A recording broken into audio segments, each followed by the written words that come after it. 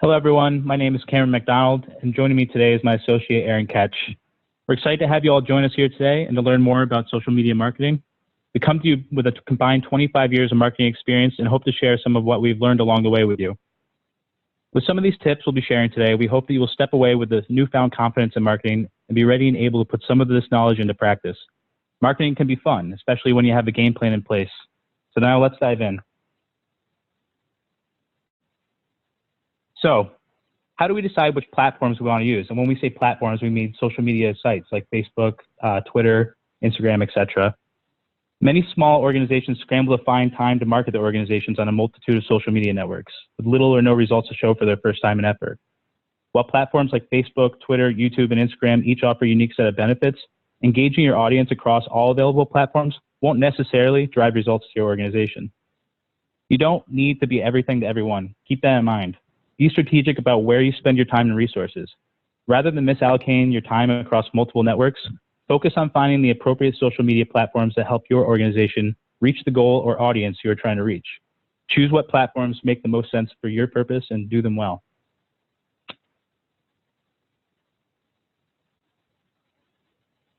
Each social media platform has its strengths and weaknesses. To decide which social media platforms will be the most useful for you, you should first establish what your social media goals are. What do you want to get out of having a presence on social media platforms? Then you want to ask yourself, who do you want to reach? Who is the audience? The University of Maryland Institute of Innovation and Implementation has a great tip sheet that shows the demographics for some of these social media platforms, along with their best uses. It's a great planning tool to consider as you're matching up your target audience with the various social media platforms at your disposal. We're going to be sending this tip sheet to you along with other links that along with some other helpful links and other helpful resources to your email sometime within the following days of this presentation, so keep an eye out for those. Today, we're going to go over just a few of the most popular platforms to you, as well as look at how you might aid your organization in its marketing goals.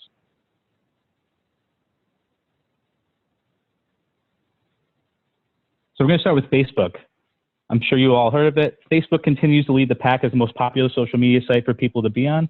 And Facebook reports having over 2.4 billion users as of, I think, last week. So that's almost 2 times larger than the entire population of China. So with all that noise, it's important to remember how individuals use Facebook to build relationships and keep contact with old friends. This makes Facebook a great platform for building the loyalty of your existing network, whether that network be families, legislators, or even other organizations. So the downside of Facebook is that it may sometimes be harder to reach a new audience. Due to its large population, your posts have a limited reach. Reach simply meaning the amount of eyes that gets on your post. Think of it as like a digital billboard. This reach can be limited even within your own networks. Although you can always pay for more eyes on your post, and we will be learning how to do that in our upcoming marketing guide presentation focused solely on using Facebook. And that will be next week. So join us next Thursday to learn more about that option in depth. As you assess Facebook as a potential platform, carefully consider your organization's goals. For example, if you're trying to reach new families, Facebook might not be your best option. But if you're building a dedicated following of families and need a way to keep in touch with them, this is a great option for your organization. Next, we're going to take a look at Twitter. While Twitter is lower on the list of popular social media sites, it is still very popular and is an excellent platform to build initial awareness for your organization. Twitter utilizes the hashtag, which is basically the number symbol in front of it, and I'm sure you've all seen it. So this hashtag organizes conversations around a certain word or phrase, and by searching hashtags, you can learn what other people are talking about, so you can craft your tweets to take part in other popular conversations. So why would you do this? Because Twitter can offer insight into what topics are trending or popular at the time. Twitter is often used by news outlets to find stories, as thoughts or content posted on Twitter are often happening in real time or just very recently. Since Twitter is often used to provide real-time updates to an audience, many organizations will combine Twitter with offline engagement, such as creating a hashtag for people to use while at an event, like a conference or a legislative action day, etc.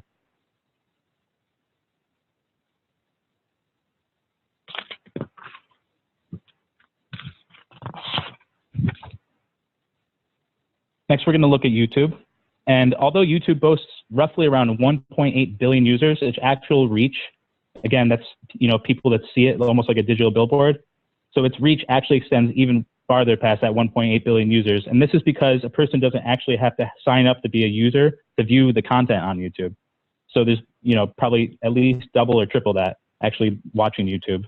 So as a result, YouTube has become one of the biggest search engine platforms available and the largest search engine for videos, period. Another unique thing about YouTube is that Google owns it. So as a result, YouTube videos are more likely to show up at the top of your Google search. So if people are searching for, Googling rather, for your organization, your YouTube video or account, your YouTube videos or accounts may be the first result they find. So YouTube is helpful for storing or sharing some of your longer video format videos, such as a longer speech from a speaker at an event, or posting a recorded webinar so others can view it later at their own leisure. Next, we're going to be looking at Instagram.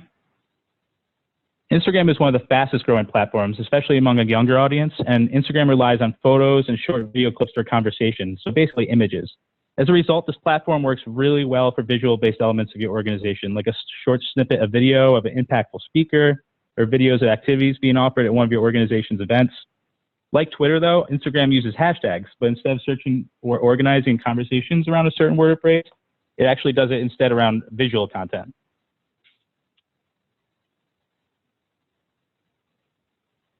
So those were some of the most popular platforms that we're going to be going over today.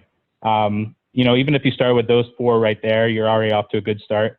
And remember, you don't need to be everything to everyone. If you can do those four really well, then you should do that. And if you're able to expand beyond that, that's great. So it often seems or feels like there's not enough hours in a day to get it all done. And most of us in family-run organizations are overextended and pressed for time, which can be a real number on sparking creative minds. And a simple hack for generating creative ideas is to see what others are doing. If a certain post, enter to win contest, or live video at an event resonates with you, triggers another idea, or generates thoughts on how to do it better, then you can take what you see others doing, tweak it for yourself a little bit, and make it your own. For example, the Georgia Family Support Network is celebrating their 30th year anniversary this year, so they've created a marketing promotion where they put out a daily Facebook post highlighting history from each one of their 30 years, each day for a month. And the Kentucky Partnership for Families and Children, they're posting a 4-minute video every Monday from their executive director, and they've named them Good Monday Morning videos. And she sits at her desk and she talks to their organization followers on live video over their Facebook page. And then you could also do this sort of format over a YouTube page as well, the live videos. So always keep an eye out for other great ideas that you think may help capture the attention of the audience your organization is trying to reach.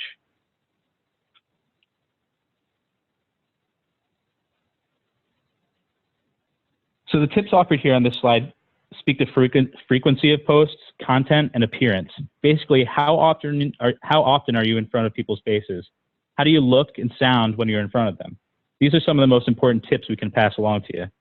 So the old rule of thumb was not to over-communicate with your audience, but studies show that this being consistently in view of your audience serves you better.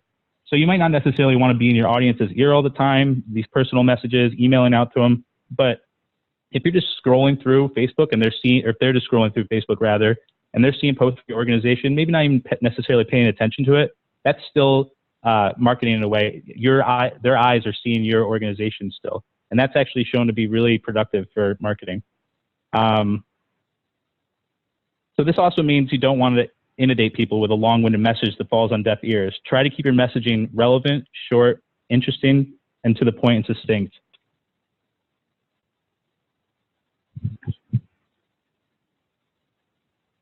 Next, we're going to look at image and branding a little bit. So making good shareable content can be expensive or time consuming, as we all know, and we realize costs can be prohibitive. So we have some ideas on this, so please join us on August 22nd for another webinar or for another presentation we'll be doing on cost-effective marketing, when we will discuss ways to utilize free design resources that you can use to make good images that you want to share over your social media. When posting, your audience will make snap decisions about you based on the images they see representing your organization without even learning more about you first. It's first impressions, basically. How you visually present yourself is critical. If your logo is amateur looking and pictures are out of focus or low resolution, it will resonate with your audience, and it's not the message you want to send across as an organization. Keep in mind the saying, quality over quantity.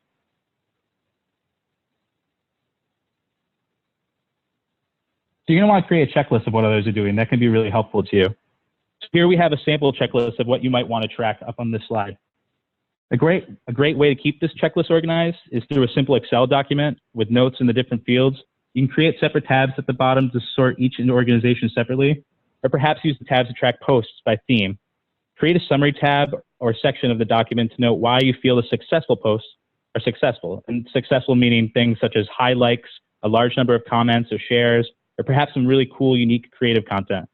Also create another summary tab for those posts that aren't so successful. Examples like low likes, no shares or comments, and things such as like old or perhaps irrelevant news. Additionally, you can create a summary tab or section for brainstorms too, sort of like an idea journal. Anytime you have an idea that you feel would be worthy of social media posts, write that down for later. Even if it's a totally split-second, half-baked idea that needs a little bit more time to marinate, jot it down somewhere. And that can be in your notes or in that Excel file. You can write it down in a multitude of different places. I'm now going to hand off the presentation to my associate, Erin, who will be bringing you through the steps on how to create a social media plan. Erin? One of the first things that you want to do when developing your social media plan is to really set your goal. And basically, this is just what issues does your organization face?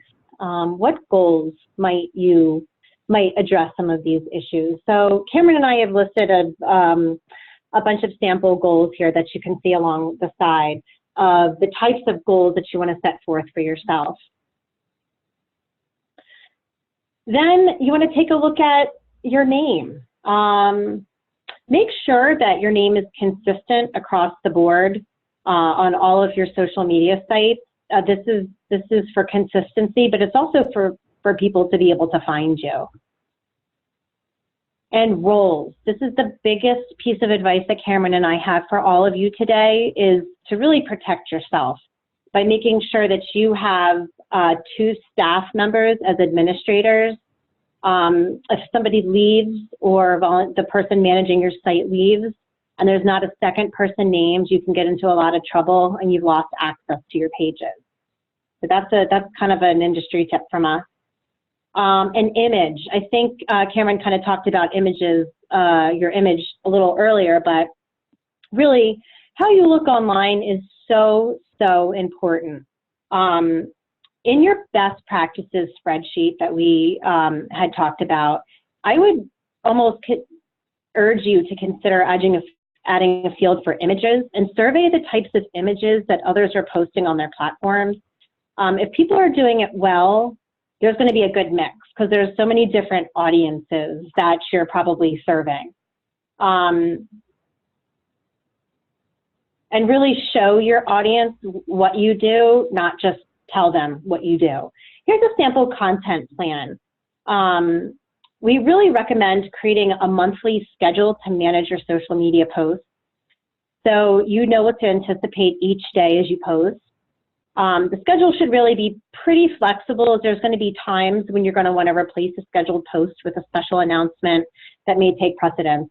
But you can see here, it's like a monthly schedule and it's broken up by week. And we've got what you want to write in the post, the image that you want to post, and where you want to link that.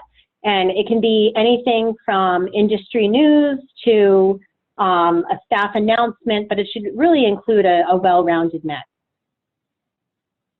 And not only can you schedule your posts on social media through each platform itself, but there's actually some really amazing scheduling services that you can use. Some are free for a very basic package, and some are for a fairly small rate that will take your posts and blast them out to all of your platforms instead of you having to post them on each individual site. This is so helpful if you're on multiple platforms. And here on the right side are like a list of the most popular or most used. The social and social media. As we all know, social media is a great networking tool. It's an interactive playground, really, and everyone wants all their content shared, viewed, liked, tweeted, pinned. And if you want to draw positive attention to your cause, it's really important to reciprocate the effort. It really allows you to respond to situations really quickly, which is awesome.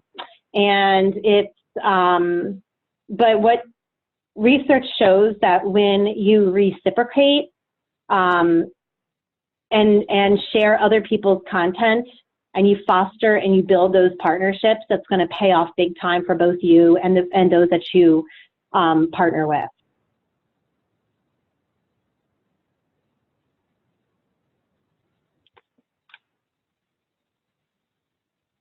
Invite the public in. Engage in conversation with your followers. Here we have some big posting tips from Cameron and I, kind of rules of thumb that we've really followed over the years. And the first one is really saying hello daily. Think about the sites, you know, that you visit. If you're out of sight, it's out of mind. I think Cameron had spoken about this earlier. And be relevant. Put yourself in their shoes. Don't just post information that you want to post, but think about really what they want to hear. Kind of approach your copywriting that way. And don't be afraid to be bold. This is really key. We talked earlier about being professional and courteous, but also remember that you want to be a leader and you want to talk about the difficult issues in a brave way. And sometimes being bold really gets people talking, and it starts dialogue that could really be so impactful for you and your organization. Here we have our final slide. Is it working? There are so many social media sites to choose from, but not everyone is going to work for you. I think Cameron had talked about that. Keep track of any measurable data that you can use. They have insight analytic tools that are fantastic. You can even print out charts of all the people who are, you know, the activity on your sites each day. And you can gauge which ones are working for you and which ones aren't, really based on a lot of the analytic tools on those sites. Then experiment, switch up your language in your posts, switch up some of the images that you post. Go back and track the data again, analyze it, and get rid of the ones that are not working for you and consistently not performing, consistently not getting likes or shares or tweets. So that would be our suggestion, and really, and track everything. I mean, it can be even in that same planning spreadsheet that we're going to be sharing with you. Track everything in the same document. Keep it all together. So I think that's our 15 minutes. We want to thank you so much for joining us today. We really hope that you've stepped away with a little bit of marketing knowledge and some confidence. And we really hope that you'll join us for our next webinar, which is next Thursday, August 8th, and we're going to dig deeper on the ins and outs of Facebook. We thank you so much for your time, and I guess just let us know if you have any questions.